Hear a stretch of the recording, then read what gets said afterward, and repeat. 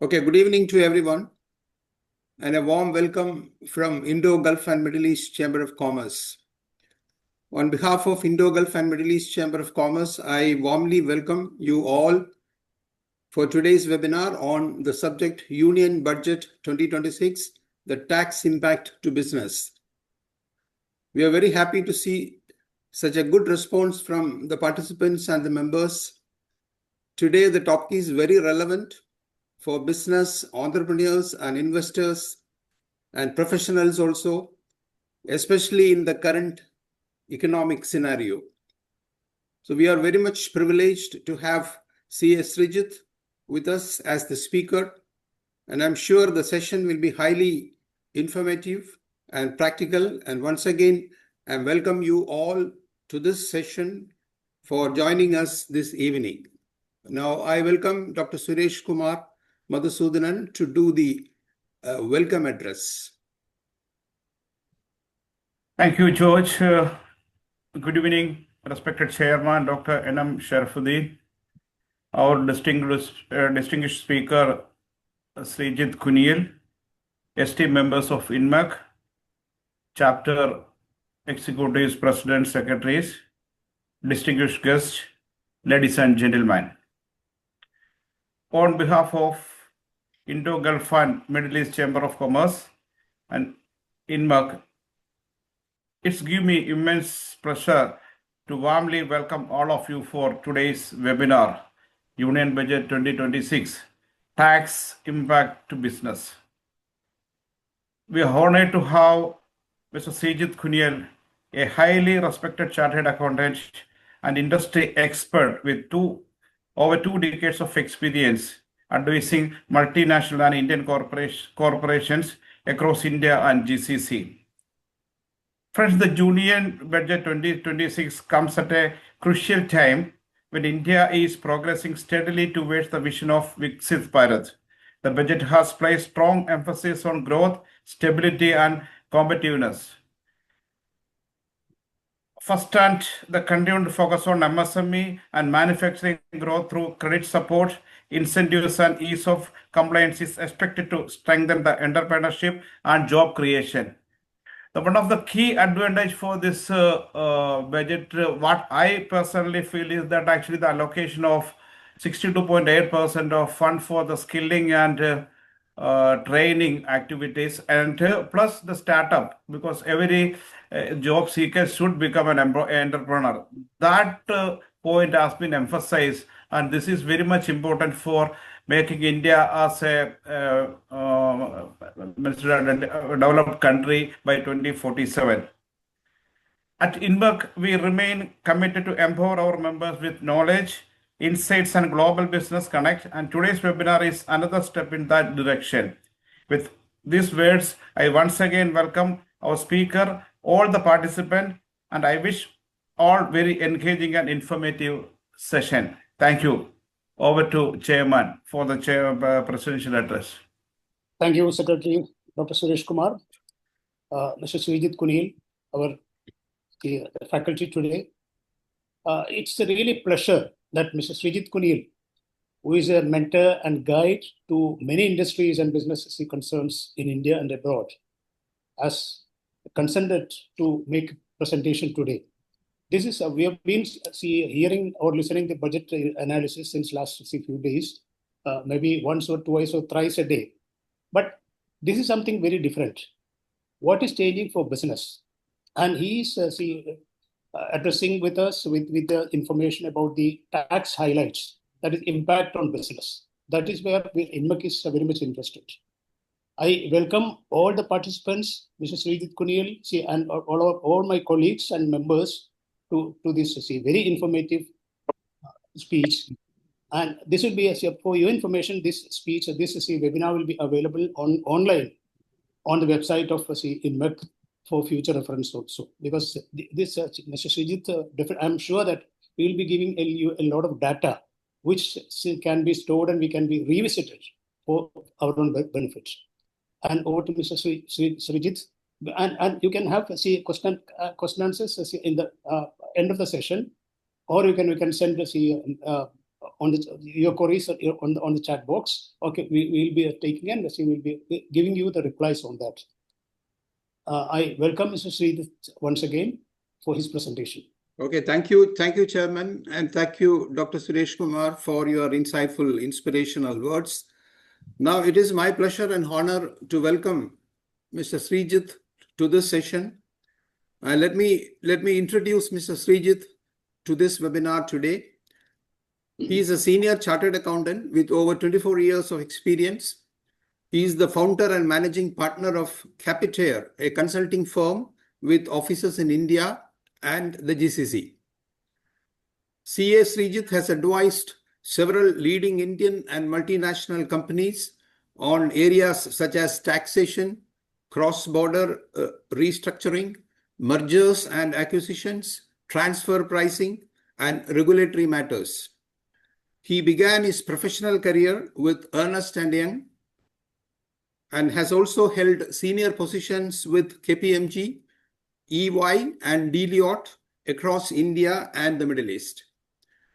Given his vast experience and deep understanding of taxation and business, we are very confident that today's session will be highly insightful and practical for all participants. I now invite CA Sreejith Kuniyil to take over the session now. Thank you very much. Thank you all. Thank you all. And thank you once again, INMECC, giving me an opportunity to present the budget for our members. And so I'm not an economist. For the time being, we will be particularly been focused on the tax impact and what are the new opportunities and challenges in terms of tax compliances in India from an individual and also from a to the extent from an NRI perspective and also mainly from a business perspective. So this year budget, every year I see a budget from a different angle. And this year also budget as a specific objective why this year budget has been introduced in each section, the way they have touched upon, it's very clearly been giving a message what exactly the intent of the whole economy and also the future about the Indian capital market. So without delay, I just take the session forward. So most important aspects about this budget, many of may not aware. Our Income Tax Act 1961 has been replaced in last year.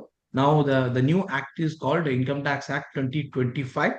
So it's almost more than 60 years of Income Tax Act being replaced from 1st April 2026. That means upcoming financial year, you will have a new Income Tax Act 2025.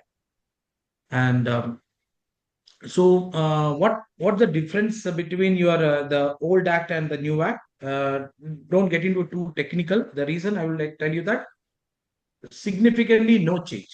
Okay, since I've been practicing tax from 1999 onwards, there is no significant change in the Income Tax Act.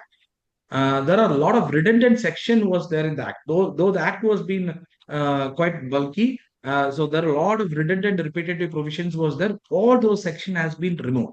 So to the extent, though they mentioned they intend to simplify the language, but unfortunately the language remains same. So to the extent in Indian economy, Indian multiple mix of legal structures, they can't simplify the language to that extent possible. It may lead to further litigations.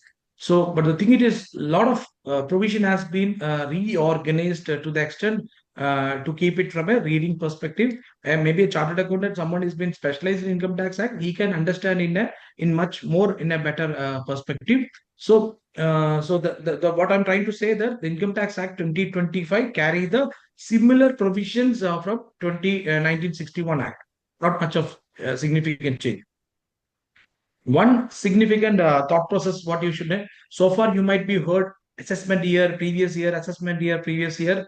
Going forward, there is no assessment year, there is no previous year, only tax year. Will be called as a tax year. Tax year is in the year in which you earn tax. Okay, and in the subsequent period, you may pay tax. So that's a year, 12 months period from 1st April to 31st March. In going forward in India, universally, every country, this will be called as a tax year. To align to that, India also going to be called as a tax year. So because international tax has been evolved and most of that country has sharing a lot of informations to and for. So to make it aligned to in their language, our language, we are also keeping it the tax here. Otherwise, no complexity going forward. There won't be any assessment here from an income tax perspective. Now let's see the Union Budget 2026. So the Union Budget 2026, I would put it in a very key areas to the extent they try to modernize and also simplify the tax system.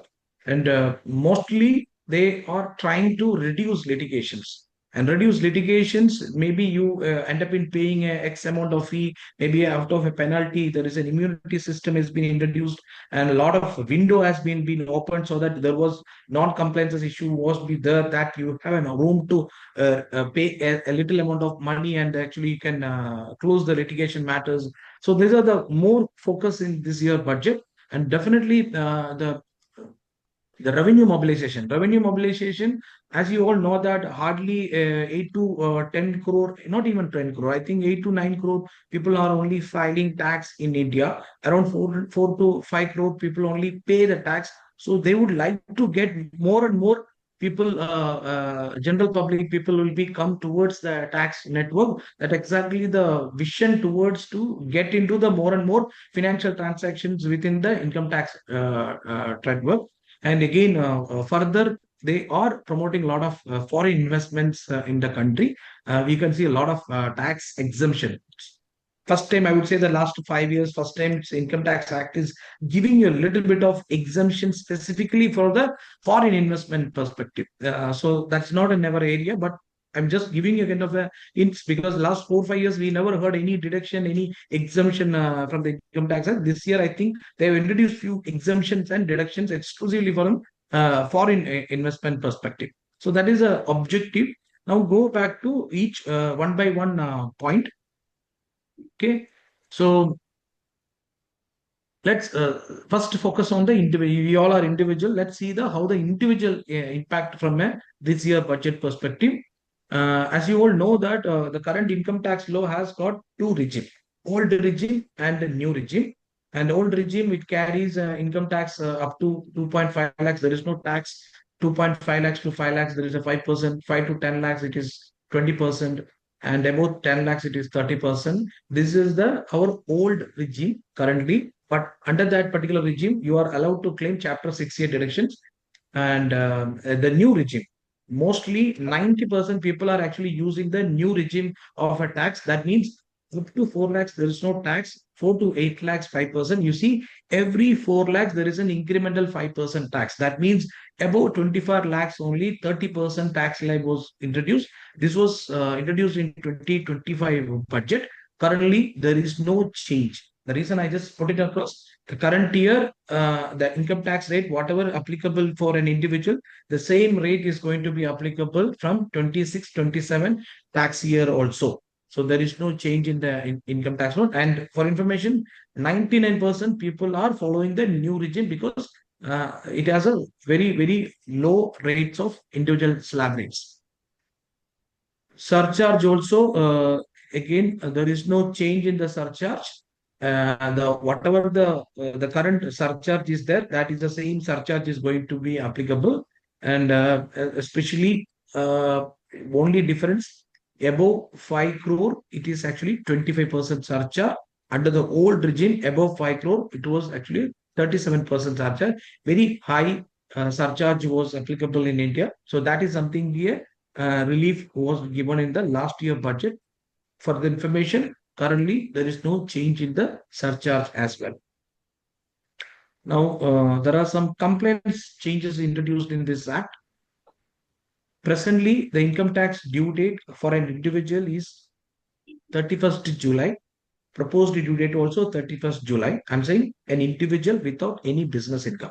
Assume if an individual who has got a business income as a professional income, assume you are a partner in a partnership firm or you are a partner in a limited liability partnership where you are earning interest income or you are earning remuneration income from a partnership firm.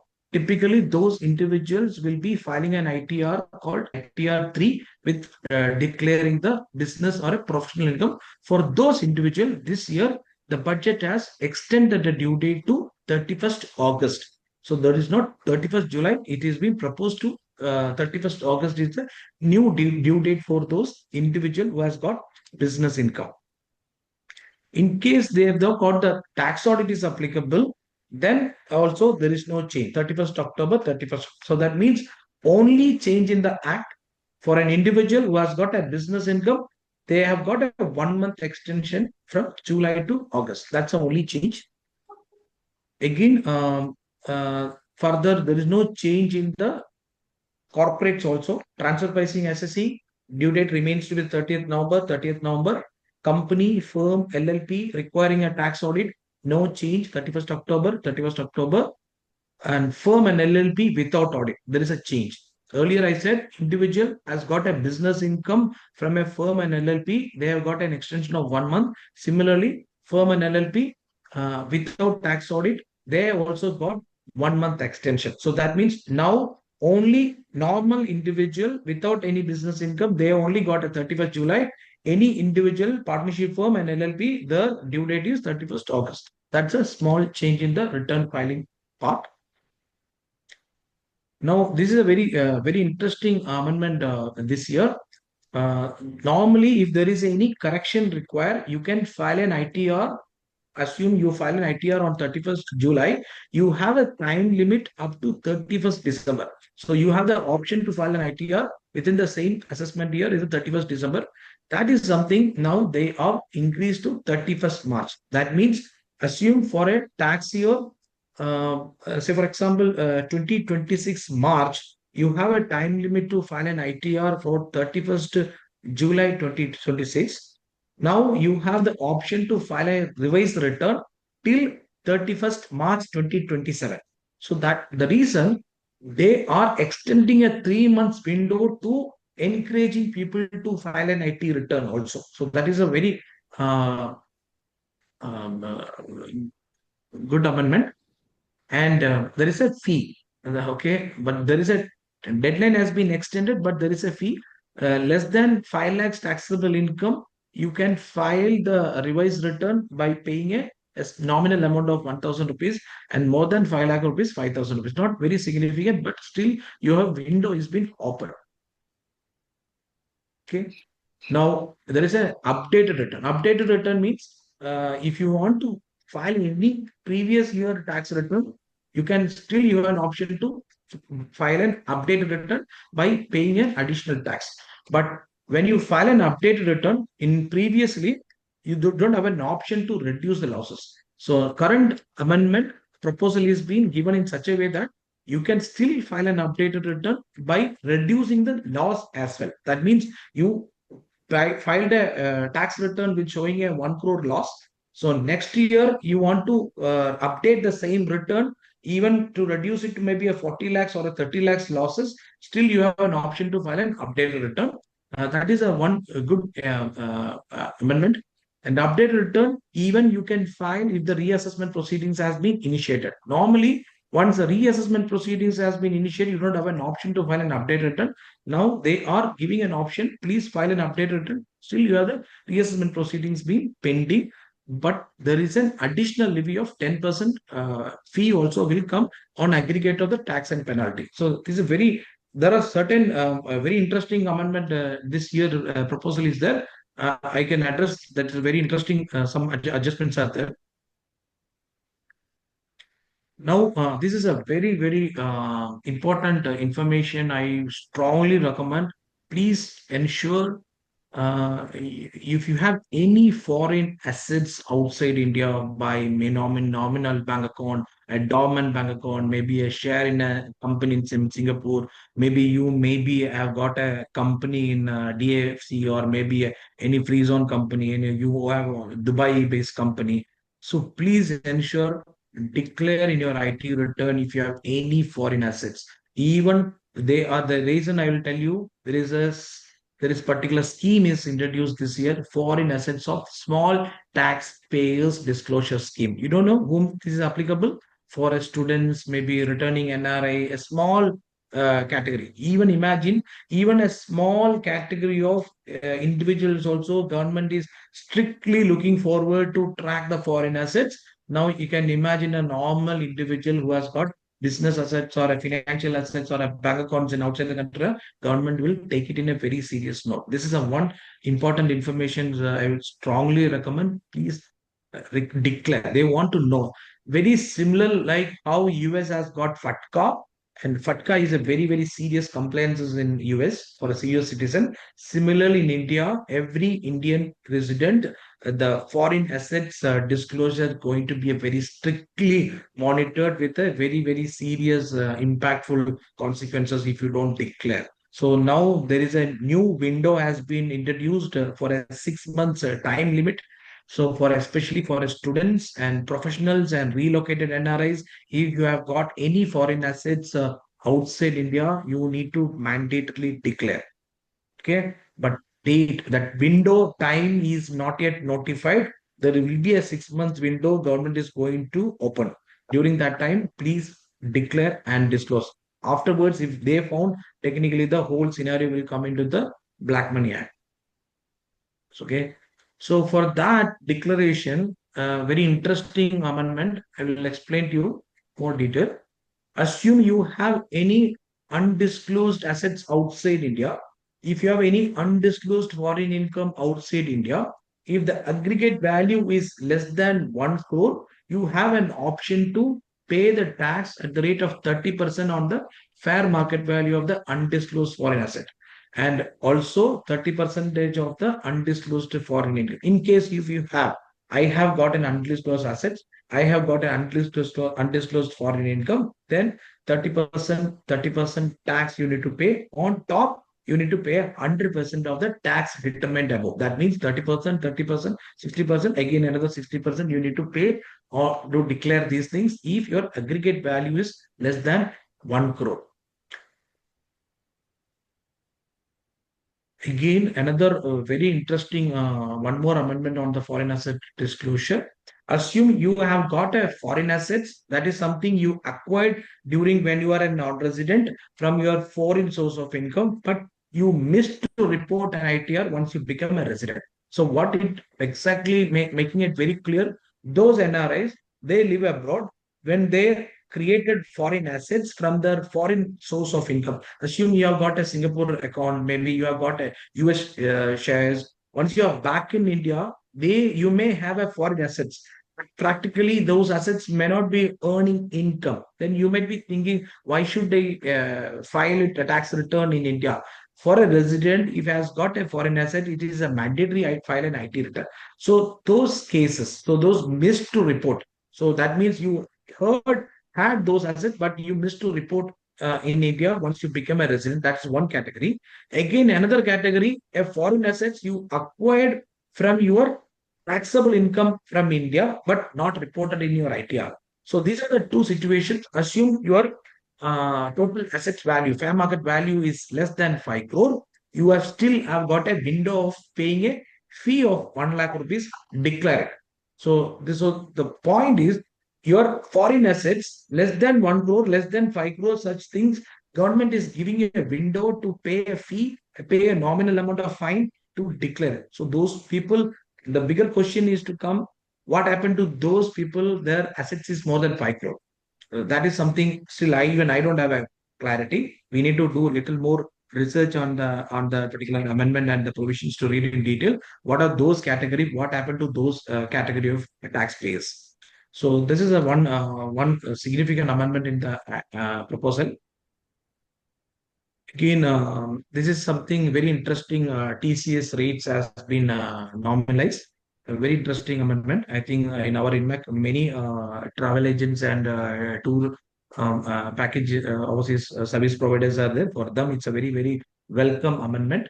Earlier, when you have a sale of tour package, if you are more than 10 lakhs value is there, TCS rate less than 10 lakhs, TCS rate is 5%. More than 10 lakhs, it was actually 20%. Now that is reduced to 2%. Very, very interesting and very welcome to promote tourism in India. Especially, it's a very good amendment. I would say that Now, without any limit, flat 2%.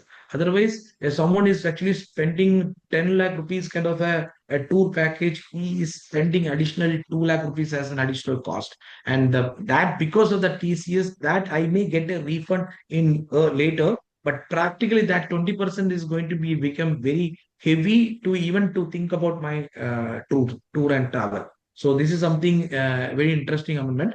Again, further, there is something called liberalized remittance scheme. When you send money by a resident to outside the country for educational medical remittance purpose, earlier it was 5% TCS rate. Now this is proposed to reduce to 2%.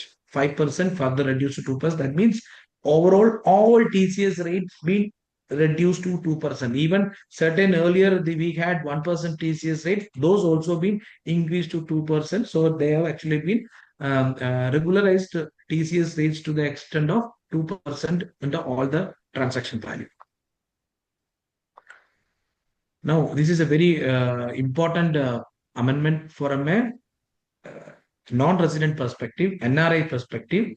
When a NRI, when I buy a property from a resident or a non-resident, there are a lot of complaints requirement was there. Now they simplified the TCS, TAN requirement from a resident perspective, nothing from a non-resident perspective. Assume if a resident is buying a property from a resident, another resident, when you deposit the TDS, there is no tax deduction account number like a PAN permanent account number. There is something called TAN, tax deduction account number. That TAN is not required when you deposit TDS. You just need to file Form 26QB. Again, from a non-resident buying a property from a resident, still there is no TAN is not required. But when a resident buying a property from a non-resident, TAN was required. Okay. Even a non-resident buying a property from a non-resident, TAN was required, requirement was there. Now, in this amendment, they made a complaints to be reduced to the resident buyer perspective. There is no TAN requirement is there when a resident buying a property from a non-resident. I repeat again, when a resident buying a property from a non-resident, there is no TAN requirement. He can pay the deposit based on the TAN. But there is no change from a non-resident to non-resident transaction. That means when any NRI buying a property from another NRI, still he is supposed to obtain, the buyer is supposed to obtain the TAN. So there is no change. This is one important amendment which NRI may miss out. They may think, okay, now in India, when I sell a property, the buyer is not required to take any TAN. That depends upon the residential condition of the buyer. And again, this is again not significant, but would be applicable to those resident or a non-resident, whoever has got any type of a nature of income, passive income like a dividend or interest on security, income from mutual fund. In such people, their threshold, taxable threshold is below the taxable limit. That means somebody is actually filing a return under a new tax regime. His total income is less than 4 lakh rupees. He can file a declaration with the depository. That means directly with the depository to avail the lower deduction certificate. Technically, there won't be any tax deductions from a investment perspective. Then this is again a small amendment, sovereign gold bond. Normally, whenever you redeem a sovereign gold bond, at the time of redemption, normally there is a tax exemption was there. But now what they have extended, tax exemption will be available only if you buy such bond directly from the RBI, not from the secondary market. Okay, and also that bond you're supposed to keep it till upon maturity. That means you cannot redeem before a maturity. That's an amendment. I would say that put it in a conditional thing. If you purchase at the time of issue from the RBI and you are holding it till maturity, it is exempt under the new existing act and also the new act. If you are not purchased at the time of an issue. That means you are buying this bond from a secondary market and still you are holding it till maturity.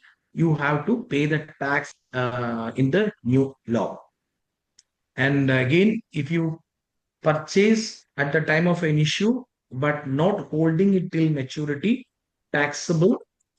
And if you not purchasing from a RBI, you are buying it from a secondary market, and also you are not holding it till maturity, it is still taxable. So that means only exemption will be available if you buy it from the RBI directly and you are holding it till maturity. Those period, if you are holding it complete possession, that time only this sovereign gold bond will be exempted in the hands of the taxpayer. And again, just want to clarify, NRIs cannot invest in the sovereign gold bond as per RBI regulation. Now let's see from a corporate tax from a business perspective.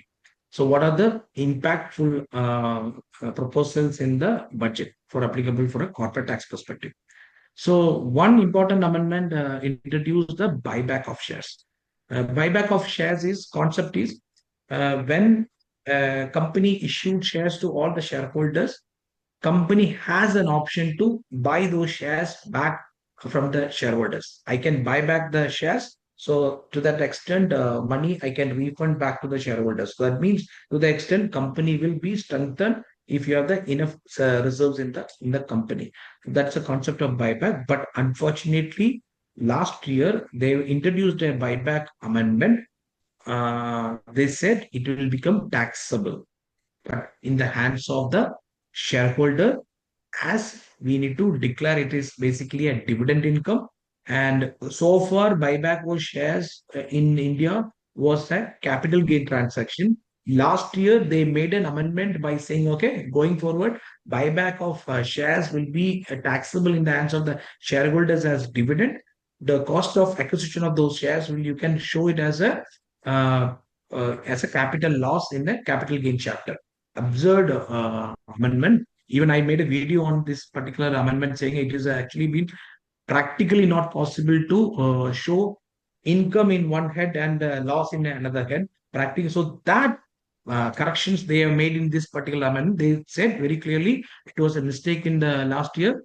This particular proposal, what they made going forward, buyback of shares will be taxable as capital gain, depends upon your long term or a short term, it will be taxable. That means sale consideration less cost of acquisition, the balance capital gain only you need to pay tax. But this year they made an additional tax from a promoter category. Promoter means any shareholder who holds shares for more than directly or indirectly more than 10% shares in a company be considered as a promoter, or maybe the promoter would be declared as a promoter at the time of a company formation. Such category of people, whenever they do buyback, there is an additional tax. That means already you are paying a 12.5%. On top, you need to pay the 30% on that particular tax. So there is an additional tax being introduced. If it is an individual promoter, 30%. If it's a company promoter, it become a 22%. Any member here, whoever is getting a buyback scenario, please do call me. I can give you much more clarity towards this particular amendment. And again, this is a very interesting amendment. From the when I started consultations some 15, 20 years back, this was one of the litigated amendment provision in the Income Tax Act. What happened when an employer contribute to a provident fund, it is allowable as a deduction. But when an employee contribute to a PF, normally how happened? The employee contribution, employer pay to the PF authorities, right? But practically, certain employer may not pay within the due date as per the relevant act. And PF within immediately within 10 days, you're supposed to remit back.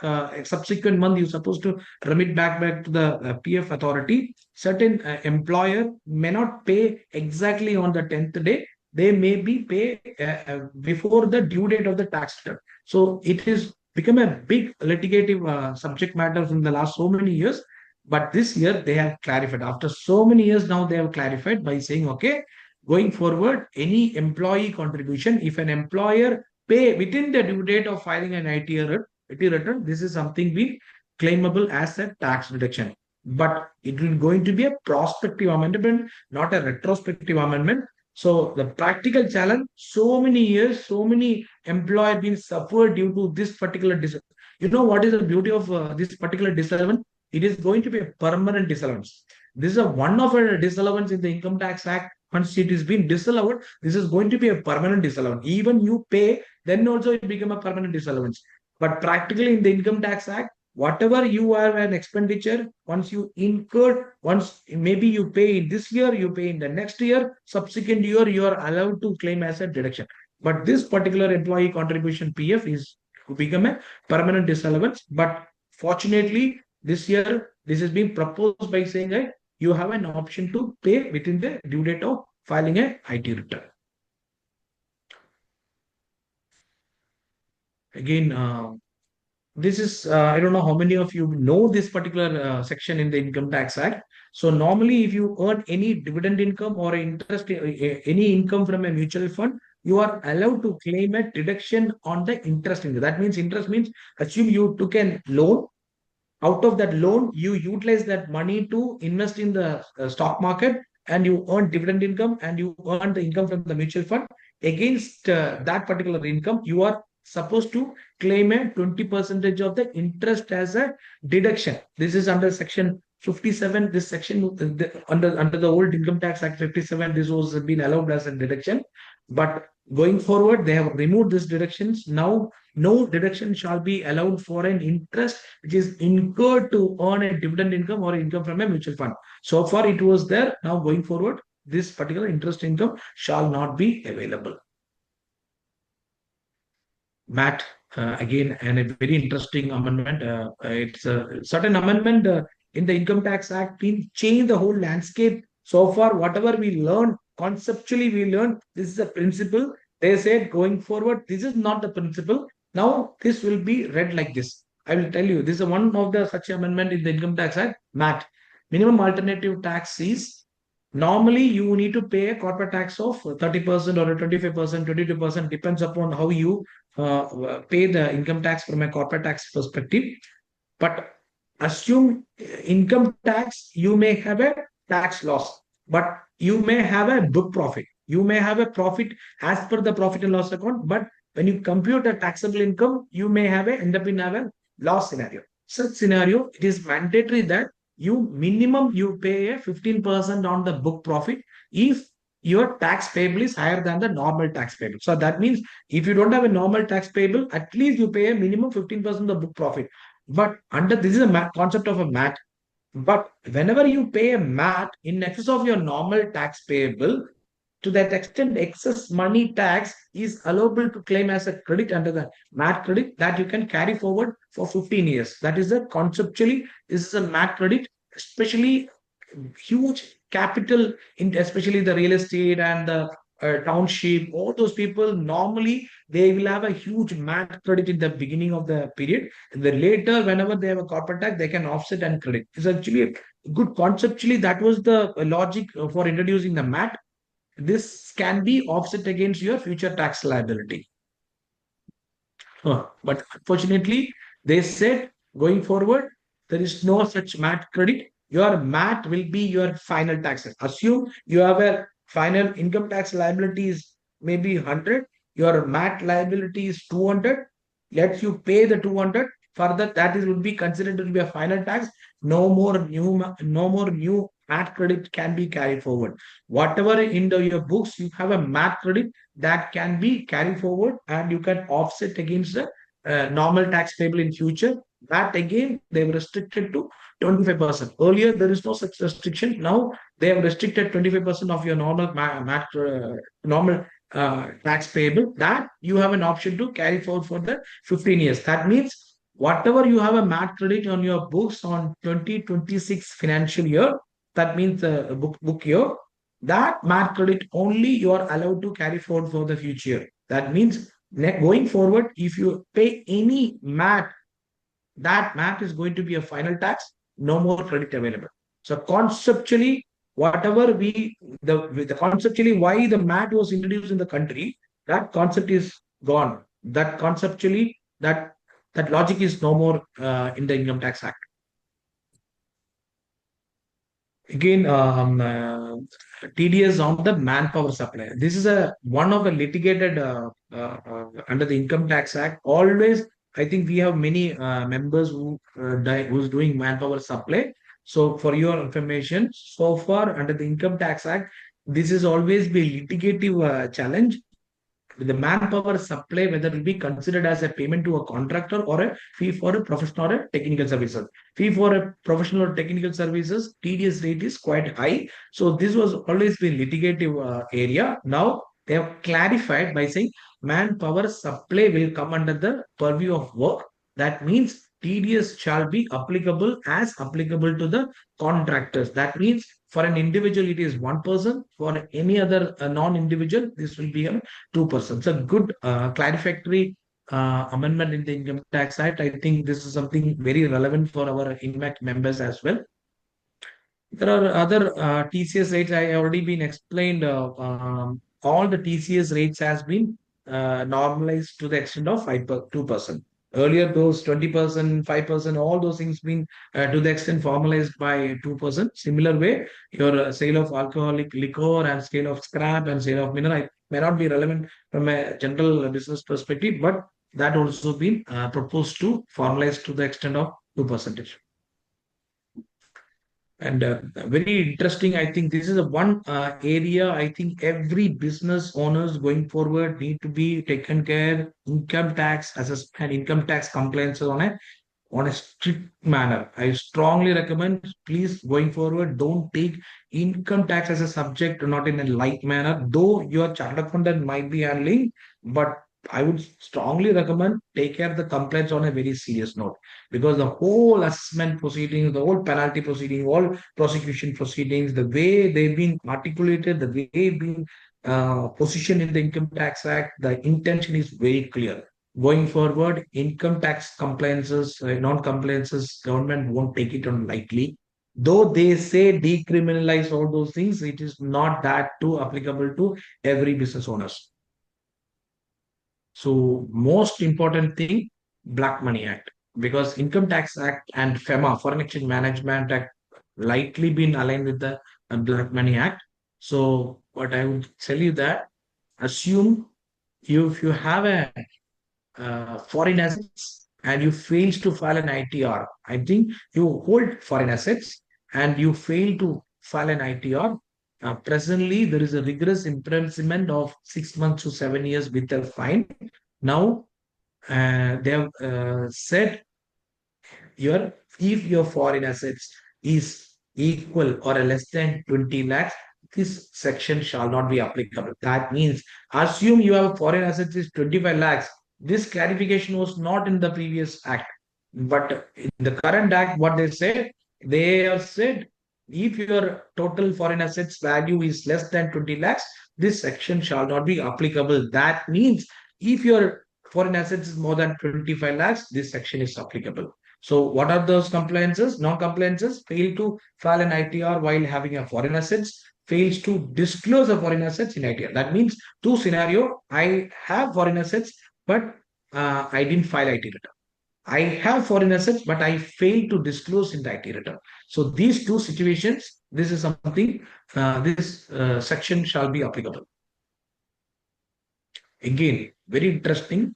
Penalty, they have replaced with a fee. Penalty, the reason I will tell you, penalty, whenever the penalty section in the Income Tax Act, this has always been levied at the option of the assessing officer. Now it become a mandatory fee. So that means it's not an option of the assessing officer. Whenever a particular non-compliance will come from the trigger from the assessee point of view, when you file IT return along with the tax payable, automatically your fee also will calculate at the IT return. That only you can file an IT return. So that is the reason the penalty they replace with fee on a certain compliances directly from a client perspective. Assume you have a tax audit report and you didn't file a tax audit report. Earlier it was 0.5% of your turnover, 1,50,000. So now what they've said, and that 1,50,000 non-compliance is a penalty.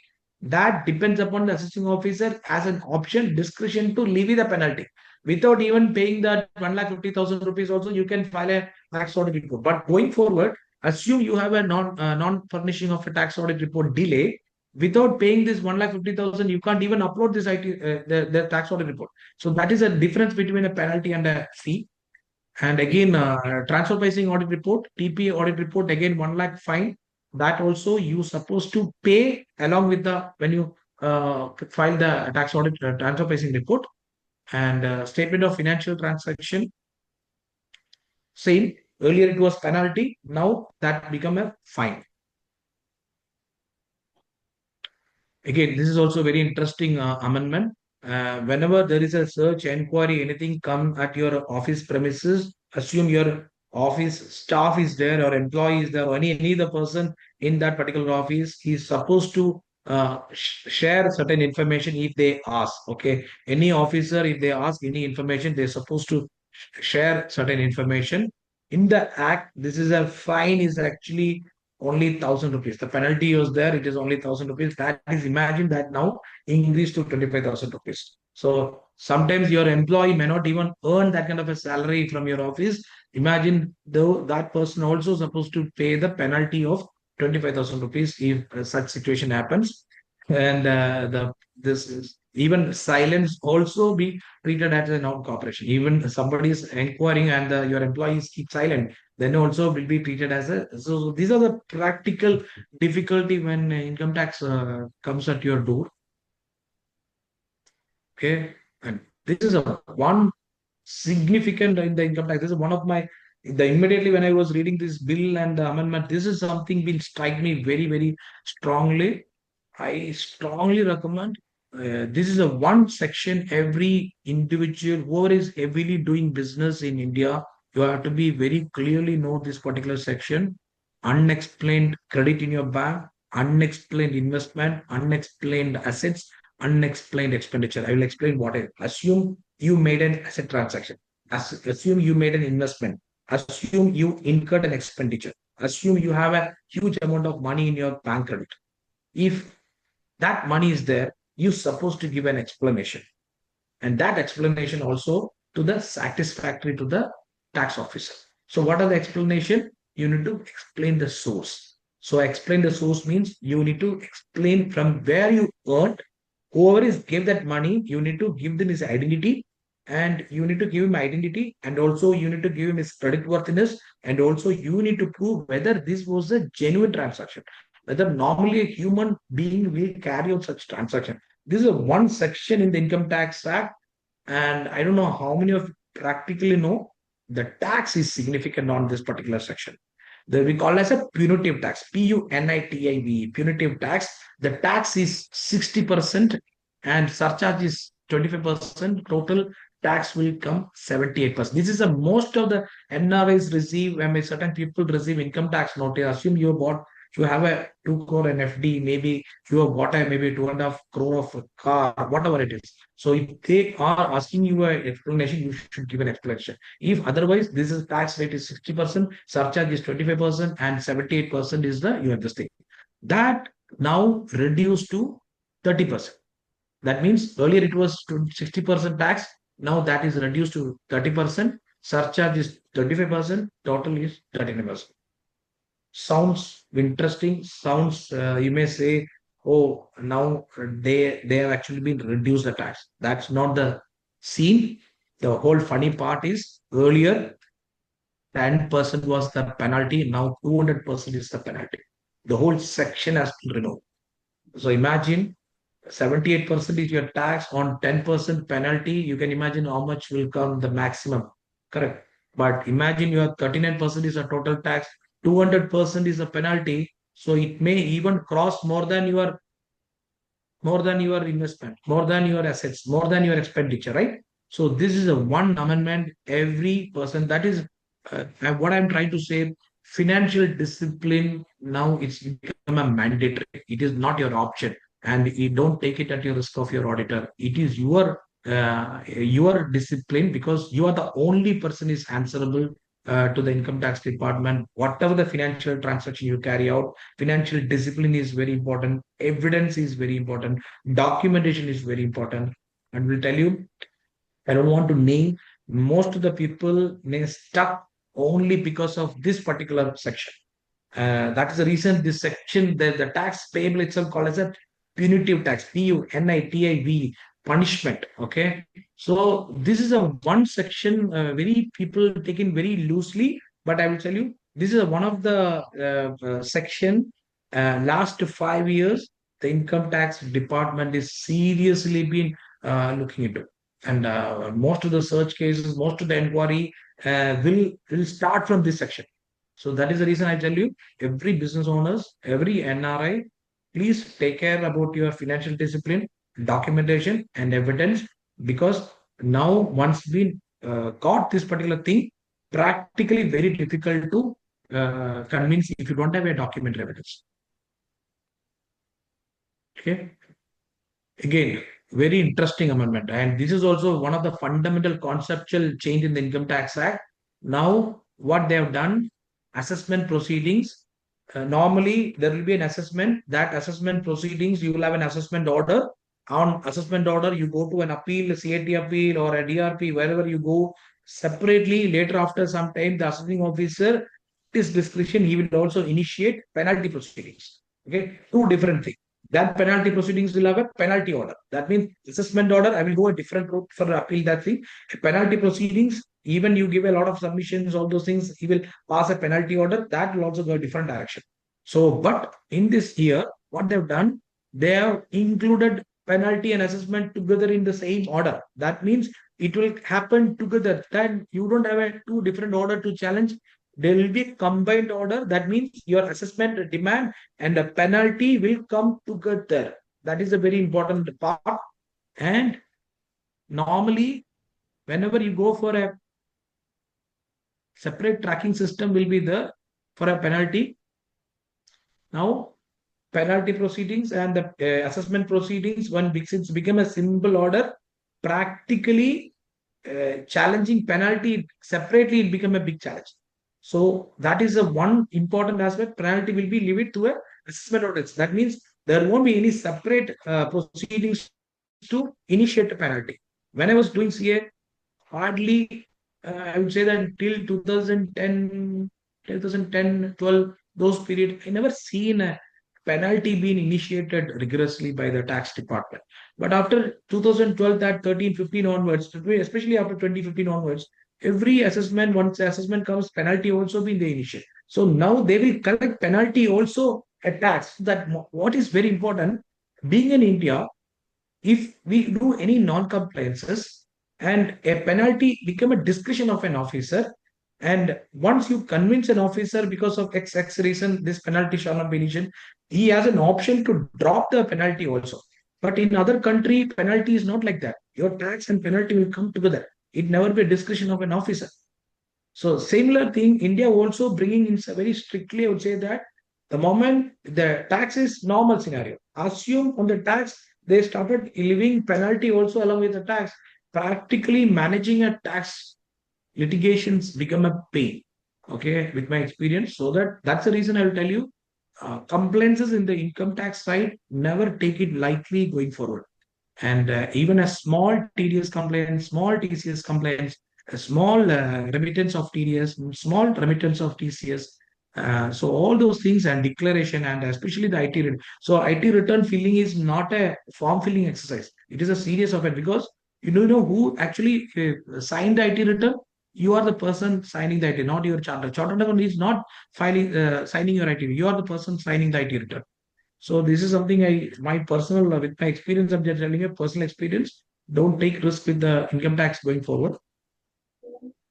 And stay of demand. Again, since the income tax and the penalty is now coming together earlier, you want to get a stay of demand, you have an option to 20% of the income tax also need to pay. Now they have reduced the 10%, but that demand is very important. That demand is not the tax alone. Now that demand will have a tax and penalty together. Okay. Then again, immunity system has been introduced. this is something, even there is a penalty, you have an option to file an immunity. Those immunity is only for because of your misreporting and maybe unexplained cash credit. I explained the unexplained cash credit, unexplained investment, unexplained assets category. Those category you have an immunity option available to you need to pay a 120% of the tax in lieu of the penalty. So the practically why we get into these type of immunity when you have the penalty type of issue. So I just want to give you that perspective. Penalty and prosecution, all those things, been taking it very seriously.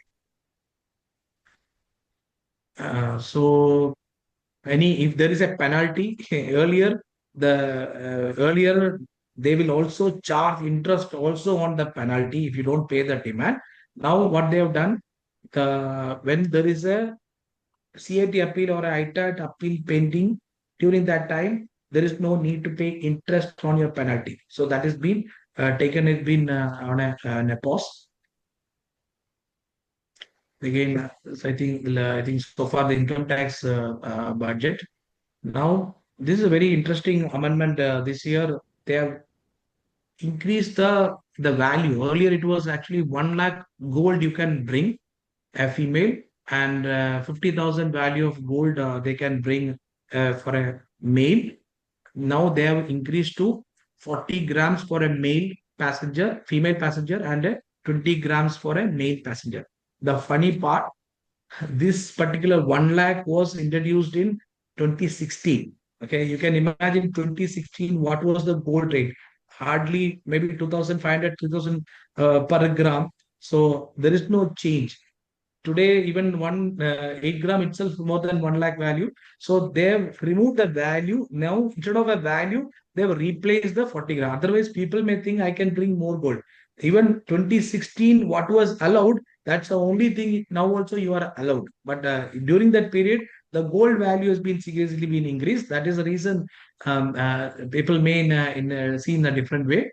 And you are allowed to bring 75,000 worth of value of duty free from abroad, and also a foreign tourist limit also 25,000 rupees you can bring. A foreign tourist limit has been increased to 25,000 rupees for a baggage hold. Again, very one interesting thing, whenever any resident outside the country, they are getting a transfer of residence. Once you are planning to come back in India, now they have increased the slab for customs duty free customs. Assume you've stayed 3 months to 1 year period, you are allowed to bring 1.5 lakhs worth of goods, and 1 year to 2 year up to 3 lakhs worth of goods you can bring, and more than 2 years you can bring up to 7.5 lakhs worth of goods you can bring. Earlier, each item they put a value. Now what they have done is basically they have put a slab. Otherwise, practically identifying each value of a laptop and mobile, all those things become a practically difficult. These are the not very significant, but these are the allowable up to the duty-free ceiling. Very exhaustive one, and I think we can take a Q&A. So I think just covered all the income tax related area. I tried to give you one insight is something I would from this particular budget is financial discipline. That is my core takeaway from this financial discipline. Don't take risk with the tax compliances from India. Thank you so much. Very much, Sreejith, for the wonderful presentation. And now the time for Q&A. Those who want to ask question, you may post your question in the chat box, or you can ask a question individually.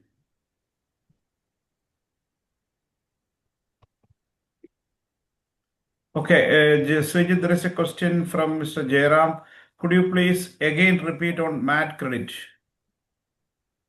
So MAT credit, normally when you have a income tax payable, corporate tax payable, if it is become a loss scenario, then you need to pay a minimum tax based on your book profit. That's profit and loss account.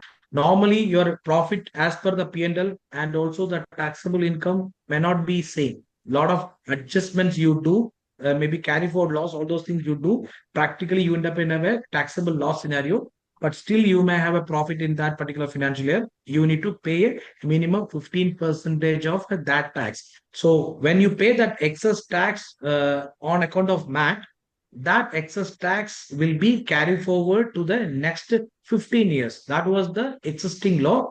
Now, going forward, what they have said, going forward, if you are paying a MAT tax, that become your final tax. There is no more credit available. That is simple.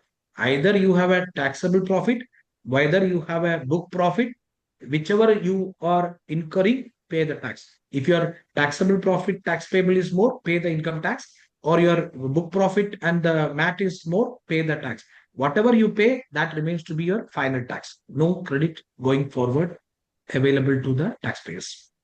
So is it clear, sir? Okay. The next question is from Mr. Sunil Gangadharan. As an NRI who doesn't have any taxable income in India but files ITR, should he declare his overseas assets? Yes, absolutely. When a NRI, once he back in India, and maybe you, okay, it means he is NRI, is still is residing in outside the country, no taxable income in India. That's a question, right, sir? Yeah. Mr. Sunil, you can. The question is that NRI who doesn't have any taxable income in India but files ITR, should he declare his overseas assets? No, not this. All this is foreign assets declaration is applicable only for a resident taxpayers, not for a non-resident taxpayers. Okay, thank you. Yeah. Any more questions?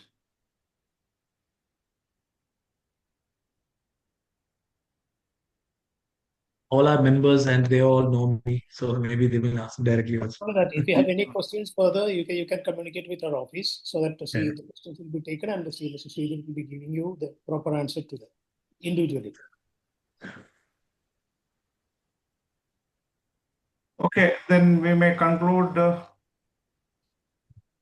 I request the chairman. Mr. Jagdeep is here. Jagdeep. Jagdeep was there actually. Now I don't think he left. Okay, then let's conclude.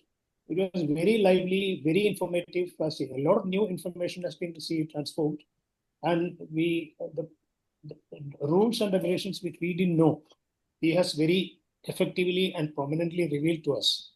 Thank you so much, Sreejith, for this wonderful presentation. Thank you, sir. And many of us, as you said, most of us are our own members, and we will be giving a free hand to them to reach you with their further queries. And Sreejith is always available with us, and you can have any queries, please send to the office, and office will be communicating with him, and we will come back to you with individual answers, whatever you are seeking in this area. So thank you very much, and thank you all the members, our fellow members and the guests who have participated in this wonderful webinar. It was very informative, and though we have heard a lot of budget evaluations so far, but this is something which is very prominent and very informative to the taxpayers, especially to the business community. So thank you very much, and thank you, one and all together. Bye. Thank you. Okay, thank you, Sreejith, and thank you all the participants. Thank you. Thank you. Thank you, Sreejith. Thank you very much. Thank you all. Thank you. Hello. Suresh sir, Sreejith. Thank you, Yunus. Thank you.